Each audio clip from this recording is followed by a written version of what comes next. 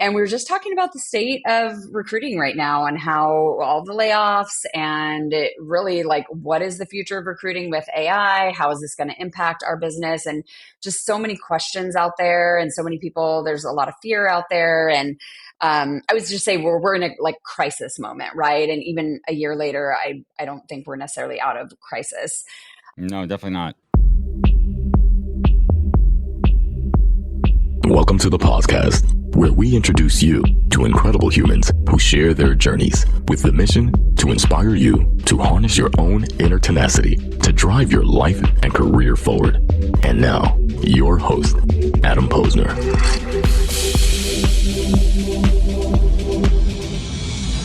Hey, everybody. Welcome back to the podcast, where we're bringing the best and the brightest from the world of business, marketing, and career growth to help you harness your inner tenacity and drive your career forward. My guest today on the podcast is Kirsta Tan. Krista has over 15 years of experience in people ops, talent acquisition, and business strategy. She served as president of Premier Talent Partners, leading a top talent team of over 65, which was honored as, quote, the best place to work by Inc. and SF Business Times. And she transitioned out of agency life, good for you, and became head of people at Fieldguide, a Series A startup leading recruiting and people strategy. And currently, Krista is co-founder of a group that I love, the Talent Collective, and COO of the Talent Refinery. So let's get to it. Krista, welcome to the podcast. Thank you, Adam. Thanks so much for having me. It was so nice to meet you a few weeks ago in New York. It absolutely was. And just to kind of give everyone a heads up there, so I was invited by my wonderful PR guy, Evan White, and I knew that it was a women's focused event, but I didn't know that it was women only. That wasn't like really, clear. Let's just be fair on that one. So I roll into this event and I'm looking around and I'm literally like the only dude in the place aside from somebody that works with collab work over there. But he was working. He was actually working that event. And I'll be honest, I did not feel uncomfortable. I felt very comfortable because A, I knew a bunch of you, and B, I really pride myself on being an ally. And I'm like, all right, well, I'm going to be here. I'm here, and I'm going to support you guys. And it was a great event. Amazing. Well, I'm glad to hear that. We would never want anyone to feel uncomfortable. I loved having you there, and you're always welcome at any of our women-only events. Just remember, any of the swag there, especially shirts, are not fitted for men. So my wife has a nice collection of the female talent collective swag. So let's get to it. And I think it's important to hit the rewind button, which I love to do with all my guests. And it's always an interesting question too, especially with folks in the talent world. I love to ask, because both my parents are teachers. I fell into recruiting somehow. Krista, what did your parents do for a living? Oh my goodness. Okay, so my dad was in auto body work. So he worked on cars and fixed the exteriors of them. My mom ran her own business. It was passed down to her from her father. She ran it with her sister, and they sold and manufactured dental instruments. Interesting. How'd they get into that niche? Like, it was just a family business. Like, did your grandpa like whittle them out of like birchwood, like old instruments? Like, was he an ironsmith with the whatever you call them, the removers, the tooth removers? I don't think it was wood. That's for sure. That business. He's from Germany. I couldn't tell you. I should probably ask that question. That would be a good question to ask my mom. Just out of pure curiosity. So you don't really fall too far from the entrepreneurial tree and doing your own thing, but I want to kind of go back in your journey a little bit. I mean, let's talk. How did you get into this talent agency world that we're in now? So I actually never wanted to be an entrepreneur and was opposed to it. I thought I'd always be an employee somewhere for the rest of my life. But I'm probably one of the few people that actually intentionally got into recruiting. So rewind to my undergraduate degree, trying to figure out, what I'm going to do with my life, as we all do during school. And I knew I wanted to be in a profession where I was helping other people, had looked at like social work, found out it's going to be, you're burnt out, you really can't help people. So didn't want to go there. Through the process of trying to figure out what I wanted to do, I was meeting with my career counselor at my university. And one day I just said, how do I do what you do? And I had just had such a good experience with her. So she had said to me, well, I got my master's degree in counseling. It was a career development specialization. It was actually at the same university that we were at. And so went and got my master's there. And through the process of being in grad school, I did several internships. While in that process, I was at a university nearby doing career counseling. Loved working with the students, did not love working at the university. And I think it was just too slow, not enough challenge, too bureaucratic. And so I wanted to stay, in some kind of field closely related. But I wanted to work in business and in corporate. So after grad school, I moved to San Francisco. I was feverishly looking for a job. It was 2008. Nobody was hiring. So the only job I could find out of it was tough times. Yep. Out of desperation, I took a job at an agency, but also very, very fortunate to have landed at the agency I landed at. It was just a wonderful place and ended up staying there for 13 years. So that was my story. Well, that's my story, and I'm sticking to it. So I want to go back though and talk about your time in your career counseling, right? That, like us good recruiters, and I think it's important. Like, one of the things about the show that I love to do is shine a light on the recruiting industry and the folks that are in it, because we get such a bad rap. We're thrown in with the used car salesman and the ambulance chasing attorneys and all kind of that. But it's us good recruiters, the ones that really care about it, and we have empathy and we care about our candidates. But going back to your roots, I mean, you're a lack of a better expression, you're a classically trained career counselor. And going back to the roots, I don't want to talk about counseling with young folks. Like, how does that process work, right? Like, obviously someone has a major and they have an intention to go into a certain industry, but there's so many other young folks that have no clue what to do. How do you help them bring that out of them? How do you try to pull out those passions and then focus it on a potential career? Yeah, great question. And I think part of it, even to your point about majors and some people knowing what they want, oftentimes part of the process with university students is, is your major right for you? And oftentimes pivoting, right? Because what you think you want when you're a freshman could look very different 2 years in. So a lot of what, and this was 15 years ago, but a lot of what we were doing at the time were assessments, right? So like doing the MBTI with them or strengths, and really looking at doing that like self-exploration of like, who am I as a person? What are my skills? What are my interests? And then figuring out, what you may want to do from there, and what career options there could be based on those things. I always say this too, when it comes to internships and first jobs, it's really critical, not so much what you learn, which is certainly important, but learning what you don't like to do so you could adjust. I look back on early parts of my career, and I learned that I didn't like the numbers part of it. I didn't like the spreadsheets. I didn't like the reporting. I like to be on the more creative marketing side. And sometimes that was my demise, because I'd be hired for a certain job that had that as a major component and responsibility. And I would kind of screw the pooch on it, and I'd end up losing my job and trying to look for the next one. So agency life, right? Like, obviously, the dynamics of talent, right? There's in-house or out-house, as I like to call it sometimes, in the agency world there too. Were you trepidatious about going to the agency world versus being in-house? How did that thought process work? Yes, absolutely. Well, one thing I loved how you said internships are, just as much about finding out what you don't like. I feel like it's like dating. It's like, when you're in the dating world and like trying to find a partner, you're like, okay, now I know I don't like that, right? So, absolutely. But yes, about agency life, I had just heard horror stories about agencies, and just that it's so salesy and cutthroat, and it's not about the people at all. It's not about helping. It's, all about the dollar. Transactional. And it's transactional and sales. And I just did not feel like that was me at all. So, at one point I was just burning through my savings so fast that I had to make a call on it and take any job I could get. Luckily this agency at least had some kind of base salary. I think I was making $38,000 at the time. It was like big bucks. Oh yeah. But high commission potential. Yes. But at least I was making something, right? So very scared to go into it, but I also knew like this is my chance and I have to make it work and I have to just, hit the ground running and do it. And here we, 15 years later, love it. So were you trained?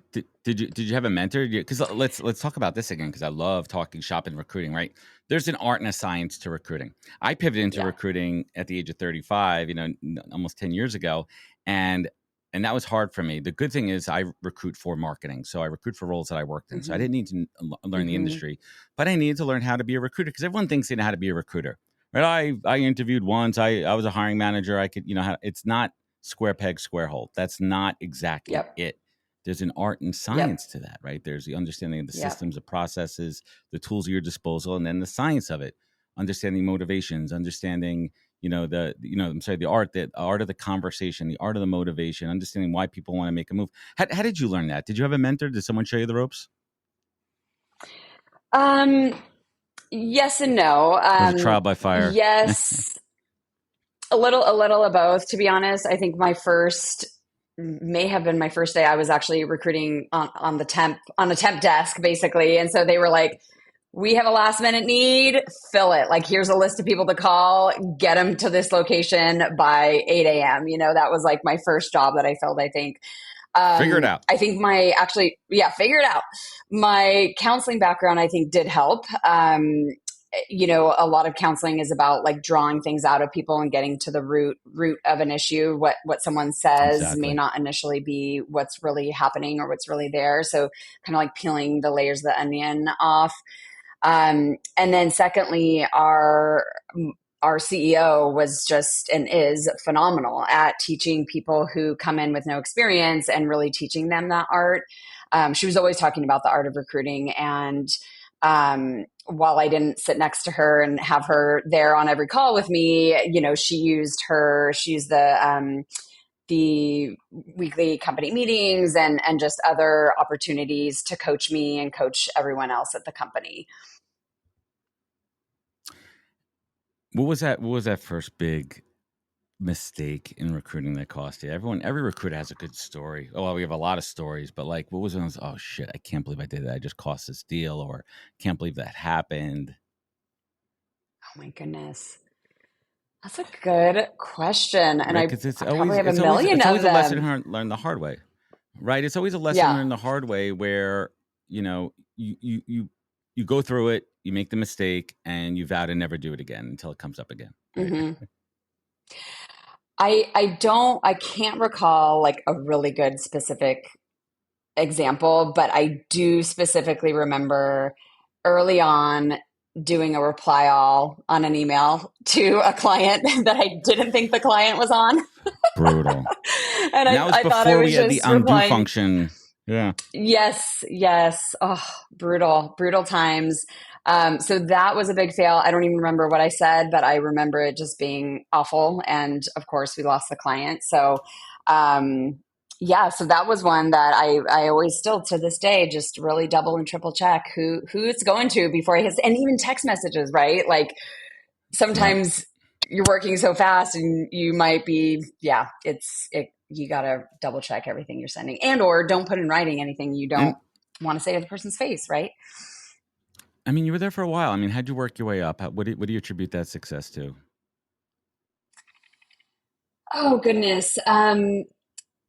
I think it was several things. So one, coming out of that recession, so started in 2008. There were about a year and a half of just really, really tough times. So I think starting in a downturn, I actually feel was a huge blessing to me, because I learned like that was the hardest I'll ever have to work in my life, was to try to get business in that market. And hopefully. But learning how to succeed in a downturn was critical, I think, to my success long term. And coming out of that, it was just a snowball, right? It was like business started coming in. It was all of those seeds that I had planted with BD that started really coming back around. So the company started growing exponentially, and my CEO definitely saw something in me to put me in leadership positions. So she just continued to give me more and more opportunities for personal growth, but also just to grow with the company and to teach me. And so I think, the fact that I stayed there long term was only because I continued to get opportunities to grow and be challenged. I wouldn't have stayed And somewhere so long had I not. and the other component about being in that type of position as a president is also the leadership, the people leadership. So where do you kind of plant your roots as far as leadership foundations? What are some of your principles? Um, One of the things that I always go back to, just even when I'm hiring people and when I'm even how I approach business and how I approach my work, and I hope to see that in anyone that I'm is on my team or working with. It comes from a leadership book, but it's the humble, hungry, smart approach. So Mm-hmm. no ego, coming to it with we're all learning and we can all do better and get better. We're all going to make mistakes, but at the end of the day, really trying to improve. And then hungry, so being driven and looking for people that are driven just naturally, inherently, and don't need a constant carrot to keep them going, right? So Right. people that just have that innately in them. And then smart, not necessarily book smart, IQ, but more the EQ side of things, right? Really looking for people You got to have and that in trying to recruiting. develop in people. Got to have it in recruiting for sure. And And I think just a lot of you got to business. have the hustle. Got to have the Yeah. business acumen. You got to have the Yes. hustle. But I mean, Yes. let's talk about it. I mean, you guys were honored as best place to work. I mean, what was Hmm. so what was it about the culture that you and the team built there that made it a great place to work? Especially in the recruiting world, right? Because most places, I Yeah. mean, are chop shop, smile and dial, pick up the phone. And then other places, like where I got my started onward search, it was nurturing. They Hmm. understood the value I was going to bring. Yes, I had goals and metrics and they held me accountable to Hmm. those, but they also gave me Yeah. the room to grow and learn on my own. But what was that secret sauce? Hmm. Hmm. Yes, some very similar things to what you're talking about. We were at the time in person, right? So we were all working in a room Back in the day. together, and back in the day, so you could Back in the like day, we used to go get a to an new job. office in my time. We used to. Yeah, exactly. I actually had to take the bus to work at one point. But like, being next to somebody, listening to them pitch a candidate on a job or listening to them, take a job order or negotiate a contract, like those are some of the things that I think, really kind of built, a great team and a great team environment, being able to just learn and be trained in the moment. But then also like, I always go back to laughter. Like we had some really tough, crazy times and Gotta laugh. we're in the thick of it together and we could laugh it off at the end of the day and just be like, tomorrow's going to be better or let's try again. Right? Like that's recruiting too, because there's so many X factors. We could sit here for days and talk about all the reasons why deals fall through, all those human, because at the end of the day, we're in the Yeah. relationship business, we're in the human business, and Yeah. humans are fallible. Humans have stuff going on in their lives, and we all have our crazy stories there too. So you have to be able to laugh it off. And one of the core things that Hmm. my mentor Tom Hull taught me on one of my first days of recruiting is like, you're going to have your bad days. You need to shake it off. If you Hmm. lose a deal and move on, it's gone. You could be Yeah. upset for that Yeah. day because it's natural. But tomorrow when you wake up, it's gone. It's over. It's not coming back. Don't dwell on it and Yes. focus and move forward. So how'd you make the decision to go in-house over to Fieldguide? Was that a tough decision? Was it a tough transition? No, it wasn't. I think, in the years leading up to me leaving agency, there was probably like a good 4 years where I was thinking about it, slash, I still knew I had a good Mm, thing. I was well paid. I worked with some amazing, phenomenal people, but I was just getting so burnt out on agency. And so when I was finally done, I was just done. Like I had learned and grew so much there, but by the end I was like, I just need something new. I need a new environment. I want to learn some new things. I want to try a different industry, right? Going into tech, even though all my clients were tech when I was in agency, actually experiencing it for myself. So once I made the decision, there was no turning back, and I knew I had made the right decision. Now, I also resigned right before all of the tech layoffs started happening. So that was fun timing. Mm. So, It's like always a few timing months is in, I was like, whoa, everything. yeah, still don't have a job. That's interesting. So I, just kept at it. Actually took a contract role, which was also very helpful to get my foot in the door. But I really enjoyed the process and was really happy I did. I never looked back on agency, and feel good about my decision. Well, let's talk about that a little bit, because I think it's important for people out there to understand that there's different recruiters out there, and I want to unpack the differences and some of those barriers, right, between internal and external. There's always that challenge, and I find for me when we work with our clients where it's not contingency, where it's more of a RPO for people, like Mm-hmm. we're a partner, and I always say I want to be Mm-hmm. viewed as a partner and not a vendor. We're working Yeah. together. I'm not working Yep. against you. I'm working with you. How would you kind of break it down for folks out there? Mm-hmm. As far as like how that dynamic works, or what, can you clarify that question a little bit? Yeah, I mean, like for people that are out there, they think that, an agency, like there's a difference, especially when you approach a Mm-hmm. recruiter working in a company versus, an external agency recruiter, the motivations, the Mm-hmm. drives, what their end goals Mm. are. I think that there's some gray area out there, and I think it's important that we work to clarify that. Mm-hmm. You know, in agency, when I was working the contingency based roles, and that was all I did during that time. We strive to be a true partner as well, although it was a constant battle. To be honest with you, I think a lot of the internal recruiters saw us as either competition, or just because there was that big fee attached.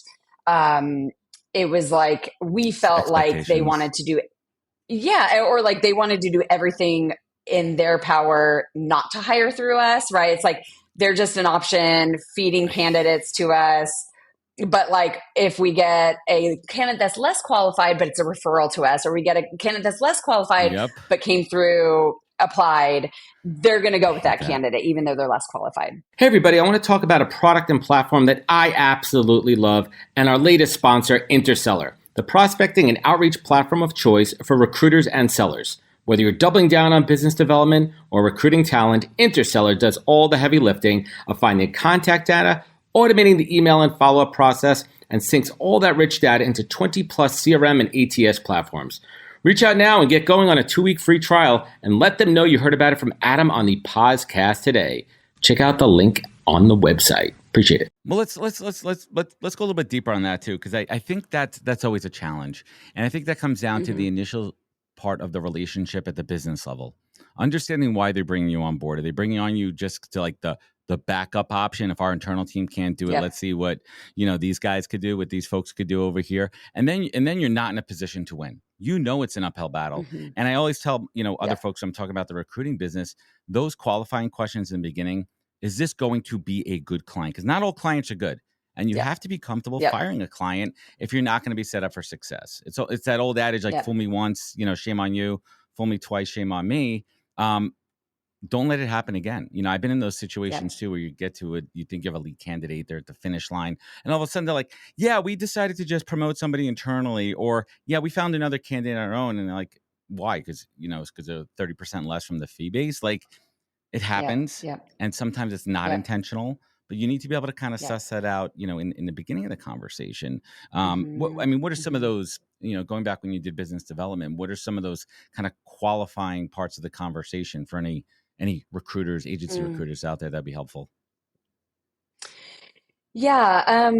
I mean, we used to see signs right from the beginning that were indications that the client was going to be either very difficult to work with or not committed, right? So, if they don't want to do a thorough job order call or intake call, I think that's a sign right off the bat, right? Like, how committed are you to working with us if you can't even spend, a decent amount of time with us actually talking about the role or talking about the company, especially if it's the first time we're working with you. Right. And even over Yeah, time, we want to right? If learn. you're working with the same client for 3 years, like the company culture and where they're at in their development is not going to be the same 3 years later. So you kind of have to continue getting just updates on where the company is. So right away, I think it's about really knowing and understanding how committed they are, and you can see little signs, right? And sometimes it's even just maybe you have a gut feeling that this person's going to be really either difficult to work with, even like the negotiation process. And the harder they are to work with up front, the Just harder it's going to be to work with them over time. right. And you can get that spidey sense. And I think that's what good recruiters have. Mm-hmm. And that certainly builds up over time where you Mm-hmm. see those red flags, you see those indicators, Yes. you could see how the process is working. That's always the hardest part too. When as an agency recruiter, you can't always control the process internally. You have no control over scheduling. You do the best you can, but it comes down to managing expectations at the end of the day, managing Mm-hmm. client expectations and candidate expectations. So Yep. I want to pivot a little bit, and this show's about careers and hiring and all that kind of good stuff too. And I love to ask folks like yourself who have hired people before. We see it all over LinkedIn now for hire for character, train for skill, and we know that that is aspirational. We all want somebody with great character, but most roles you need to have certain skill sets. So when you're Mm-hmm. interviewing, assuming someone comes to you and they have the skill set, how do you flush out the character and the values and see if that person is going to be, a good ad for the team? Mm. Um, well, it starts with knowing what the team wants, right? So making sure you're really thorough in understanding what the hiring manager wants and needs. Um, I was actually just having a conversation with a group of women at Talent Collective yesterday about communication skills, right? And so like Hmm. 99% of the time, a hiring manager is going to have on the job description, excellent communication skills. Well, what exactly does that mean? And how Just a necessary throwaway. is it for the actual role, right? So like, for example, we were talking about, it was a DEI topic, right? So how important is it that this person is, a native English speaker versus, if they have an accent, or like where Yeah, it where depends on the is role. that line? Yeah, exactly. It depends on the role. It depends on the team, like what exactly the skill set is needed. Are they going to even be working with the team super closely on a day-to-day basis, et cetera? So I think really just making sure you're asking those kind of, deep questions when you are working with the hiring manager in the beginning, to be able to understand like how important are these skills, and how necessary are they for the role. Yeah, it's certainly important too. And let's shift a little bit and move to where we are today, and the real need for women supporting women, especially not just in any industry, but specifically recruiting. And I've had a great Mm-hmm. experience too. I've been in pretty diverse places, but I've also heard too, especially on the agency side, that sometimes it skews very male heavy from that perspective, and Mm-hmm. it's an interesting environment. So let's talk specifically, what are some of those challenges and issues historically that women have felt in the recruiting business, both internal and external? Mm-hmm. Yeah. I think we could just talk about women's experience in the workplace in general, right? Please.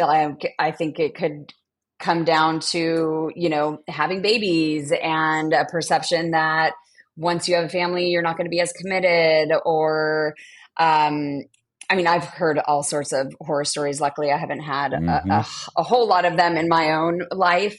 But I think recruiting specifically, it could even be, yes, on the agency side, it's skewing more male heavy, or a lot of the women that we work with are in tech, right? So they're also in very male heavy industries. Yep. Another thing that's interesting in our industry in particular is, I think I would say, and I don't have these numbers exactly, but I would say probably like 60% of recruiters or people in recruiting are women, and probably 40% male. Like that's just kind of a theme I see. But then once you get up into leadership, Agree. I think it flip flops, right? I see more like 60% being male, 40% being women. So I think that's a whole nother topic, right? Like how do women, um, find a seat at the table? How do they articulate their value and, continue to get those promotions and to continue to get opportunities where they are really progressing into leadership roles? That's interesting. So let's talk about the origins of the Talent Collective. Natalie and yourself, Natalie Stones. What was the genesis of it? I mean, did you feel the groundswell, the need for it? Like, where did it all come from? Mm-hmm. Mm-hmm. Yeah, so it's actually Natalie, myself, and we do have another co-founder. Her name's Tammy Dane. She's a little bit more far removed from the day-to-day. Like Natalie and I are really running the day-to-day, but Tammy was a big part and critical to the founding of the organization. So last spring, so about a year ago, 2023 in the spring, the three of us were just having drinks out, as good recruiters do, talking shop and just getting to know each other. And we were just talking about the state of recruiting right now and how all the layoffs and really like, what is the future of recruiting with AI? How is this going to impact our business? And just so many questions out there and so many people, there's a lot of fear out there. And I would just say we're in a like crisis moment, right? And even a year later, I don't think we're necessarily out of crisis.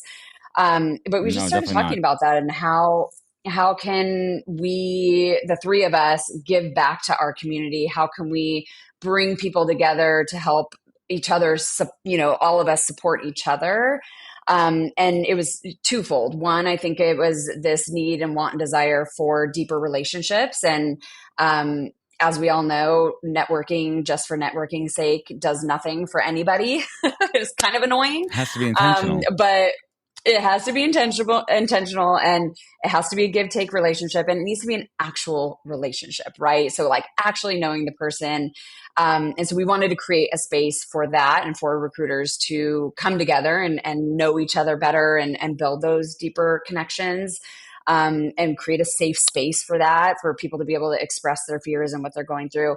And then the second piece of it was the professional development piece, right? So again, with AI and so much changing in our industry, like we want to be on the cutting edge of what's going on. We don't want to get left behind. We don't want to be the ancient, old school recruiters that aren't, up with the times essentially. So how do we create an environment where we're bringing in experts, we're bringing in thought leaders to help the women in our community really, continue with the trends and be able to grow professionally when they're either isolated in their role, maybe they're a one-person team, maybe they're unemployed, and or they could be at a larger company but just feel really siloed and aren't really getting like a bigger perspective.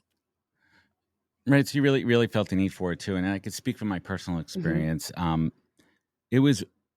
You could feel the energy in that room, that people were there to learn, to listen, to network, to connect in a meaningful way. And it was cool to see there was competitors in that room, right? There wasn't a sense of competition. It was collaboration. How can we all come together to lift each other up and drive this industry forward and spread the word? So you spoke about it at the event, expansion. How many cities, how many chapters right now, and what's on the horizon? Yeah, I think we have eight cities that we've already launched in the US. We have a few more planned for this year. So I think by the end of June of 2024, we should have 10 cities launched, some of the bigger cities in around the US. And then we'll see. We're going to take this summer to kind of like, okay, what are we doing? Take a few months off from all the travel, marinate on it, and plan ahead. A big part of our expansion, at least in physical locations, is having the right person or people in that location to take the lead from there, right? So we'll help them get a launch off the ground. We'll fly in, we'll do a big launch event, a big party. But then it's then what everyone wants to know, like what's going to happen from here, right? So having people that actually live there and want to create experiences, want to create opportunities for women to get together in person. That's really what's necessary in any given location. Well, I mean, it's a community, right? And I want to talk about that feeling of community and bringing that together. I mean, what are some of those tent poles? I mean, how do you listen? This isn't necessarily unique. There are other groups out there. There are other organizations out there. What makes this community special and powerful and different? Mm. So we actually just had a retreat this last weekend in Napa, and we brought together about 20 women. Some flew in from Toronto and Seattle and Denver, and then there were a lot of Bay Area women as well.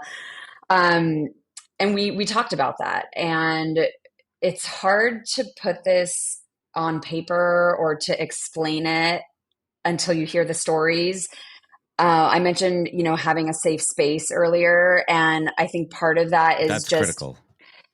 it's critical. And it, like, when you just write, like, if we were to write on our website, we create a safe space for women. Like, what does that even mean? What does that feel like? Like, it just feels How do you very like define it? bland How do and you pay blah. that off?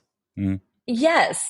But hearing the stories from all of the women in the room about connections that they've made, reconnecting with people after 20 years of not seeing them, and they just happen to run into them at a Talent Collective event that they worked with, years ago. Women talking with other women about their fertility journey or their cancer journey, or, I mean, just so many topics that were coming up. Women finding jobs through Talent Collective and getting connections through Talent Collective when they wouldn't have had that opportunity otherwise. So it's just really uplifting hearing all of those things, and realizing that it is truly about those relationships and that safe space that we're creating for people. I love it. So, a couple years into building this, you're building into this. What are the roadblocks? What are those? What's keeping you up at night? Mm.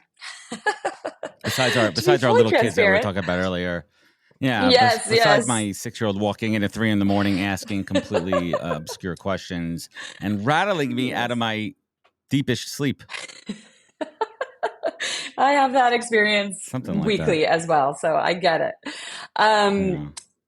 So we're actually still in our first year. We're actually coming up on our 1-year anniversary. We're going to have a big party in San Francisco. But so less than a year in, we are men like invited? Natalie and I. You are invited. If you want to fly out to San Francisco, please. We'd love for you to be our token male. If I'm there, again. I'll come by. If I'm not, if I'm there, I'll come crash it again. Yes. Okay, I'm there to take pictures and videotape. Yes. Okay, perfect. Yes. You did that at the last one. So thank you for that. So we're really, I mean, we want this to be a full-time gig. We're like, this is our job now. And part of that is really figuring out a business model that works while still also giving back to the communities. Yeah. So the financials, we have a scholarship fund. So anyone who is unemployed and wants to be a member, we don't want to let any finances hold them back. So that's really important to us, that we continue to give back to the community in that way. But yeah, I think it's the financials and just figuring out like what's going to help us grow, but also help us grow intentionally, attracting the right type of women, the right women to our community. And getting there financially. Well, that's an important one too. Let me ask you this question: what type of woman is this not for, or person? Who is this not for? Right? Like who's it not be? Instead of, because everyone always say who's it's for. Who is it not for? Yeah. Who wouldn't be a good contributor to this community? Someone who is just in it for themselves. So if you're just looking for a place to receive and a place to take and a place to sell to all of the women at Talent Collective, you're not the right fit. Right. We want people to really be invested. It is, but it isn't. Exactly. Like we're seeing business outcomes improve. Yes. So wanting people that are in it to contribute and be engaged and give back. I love it. It's tremendous. So let's bring it home here, and we'll link everybody up there in a minute there. But some personal questions, and I love to ask this to all my guests. Krista, what is the single greatest piece of advice you've ever received that you take action on daily? Something you learned, something you heard, a mantra, something that gets you going. Oh, this is my mom. This is all Virginia right here. She instilled this belief in me very early on, I mean, maybe, I don't know, junior high or high school, when I was really starting to think about my future, if you love what you do, you will never work a day in your life. And that could not be more true back when I was in agency, back when I worked at Starbucks. I loved my job at Starbucks. Oh, we didn't even talk about But that. now, oh, I know. Yeah, that was a whole period of my life That'll be that for part was 2. really fun. Yes. And then now, I mean, I feel like I literally have my dream job. Like being in Napa with 20 women at a retreat this weekend was quote unquote work for me. It was the best time ever. And That's just what it's all about. loving what I'm doing. Yeah. That's what it's all about. But ultimately it comes down to always having, that compass, that roadmap, that beacon to keep you going forward. So Krista, when you think about your life and your journey and your career and the ups and downs and working through the recession like we all did, and trying to figure out what's next, how you're going to make ends meet, what's on the horizon. And even now, the last couple of years have been awful for a lot of us recruiters out there. What keeps you focused? What is your beacon? Krista Tan, what is your North Star in life? I think it's where we started the conversation, which is helping other people and finding a way to give back, and just hearing the stories of ways that Talent Collective has been really impactful in people's lives continues to keep me going endlessly, right? Like that gives me so much fuel and fulfillment and motivation.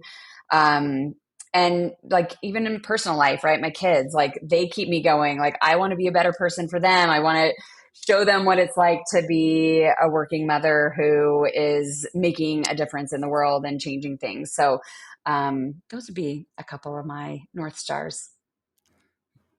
I love it. I absolutely love it. So Krista, I want to thank you so much for your time today. Thank you for joining. Thank you for our relationship and meeting in person. And I'm always here to support the Talent Collective. And I love your mission. And to find out more, follow their LinkedIn page. We'll put it on the website with the show notes to get notified when events go up, and include topics around total comp, the VC talent partner role, recruiting assessments, job performance, women's pay, equity, and all that kind of good stuff. You can connect with Krista on LinkedIn and find out about upcoming launch events in communities like New York, Austin, Chicago, all over the next few months as they come about. Anywhere else that you like people to engage and connect with you? Yeah, just LinkedIn. We do have an Instagram page as well, so find us there. And yeah, we're excited to welcome any new women into our community. And Adam, thank you for having me on. It was so fun chatting today, and thanks for being a big supporter of Talent Collective. Awesome. Good stuff, Krista. Thank you so much. And everyone out there, thank you for joining us on the podcast. You know where to find out more. Go to thepodcast.com, catch up on all past episodes. Follow us on Instagram at NHP Talent. Please engage. Check out our YouTube page, YouTube.com/thepodcast. Remember, look out for each other. Look out for one another. Take care of yourself. Be better to others. And catch us next week for another good episode of the podcast. Take care, everybody. Wisdom is forever, but for us, it's time to go. Thank you for joining us. Luckily, we'll be back with our next episode soon, jam-packed with more incredible humans. Thank you for listening, subscribing, and sharing. To join the conversation, search the podcast on LinkedIn. And to catch up on past episodes and more info, please visit www.thepodcast.com.